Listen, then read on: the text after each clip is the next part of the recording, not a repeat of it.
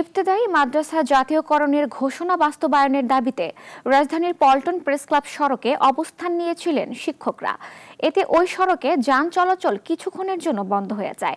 পরে পুলিশের অনুরোধে সড়ক ছাড়লে আবারও যান চলাচল শুরু হয়েছে। ইবতেদায়ী মাদ্রাসা জাতীয়করণের দাবিতে গত জানুয়ারি মাসে শিক্ষকরা রাজধানীর শাহবাগ মোড় অবরোধ করেছিলেন। 28 জানুয়ারি ইবতেদায়ী মাদ্রাসাগুলোকে পর্যায়ক্রমে জাতীয়করণের ঘোষণা দেয় সরকার, কিন্তু ওই ঘোষণার পর এখনো কোনো প্রতিষ্ঠানকে জাতীয়করণ করা হয়নি। এই কারণে জাতীয়করণ ঘোষণা বাস্তবায়নের দাবিতে আবারও সড়কে নেমেছেন ইবতেদায়ী মাদ্রাসার শিক্ষকরা।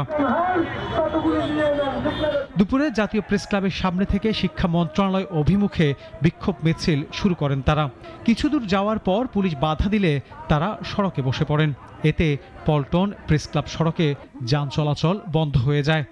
মুখের আশ্বাসে আমরা বিশ্বাসী নই, কারণ এর আগে অনেক তারা আশ্বাস দিয়েছে, কিন্তু এই মুখে বলেছে কোনো কাজ হয় নাই। আমরা কিন্তু এইখানে কাপড় নিয়ে আসছি, আপনাদের যে পুলিশ বাহিনী খাড়া করছেন, আবারও মার দেবেন, গুলি দেবেন, কত লক্ষ গুলি আছে আপনাদের। আন্দোলনকারী শিক্ষকরা জানান 41 বছর ধরে ইবতেদায়ী মাদ্রাসার শিক্ষকরা জাতীয়করণের দাবিতে আন্দোলন করে আসছেন, কিন্তু এখন পর্যন্ত কোনো মাদ্রাসা জাতীয়করণ করা হয়নি। 40 বছর ধরে আমরা বিনা বেতনে অধ্যয়নরত আসছি। আমাদের সরকারি বিধি মোতাবেক 728 কোটি টাকা বরাদ্দ আছে, আমরা কেন এখনো জাতীয়করণ হয়? আমরা আমাদের যে 1519টি মাদ্রাসা যে জাতীয়করণ করবে এই লক্ষ্যে আমরা এখানে 10 দিন অবস্থান করছি।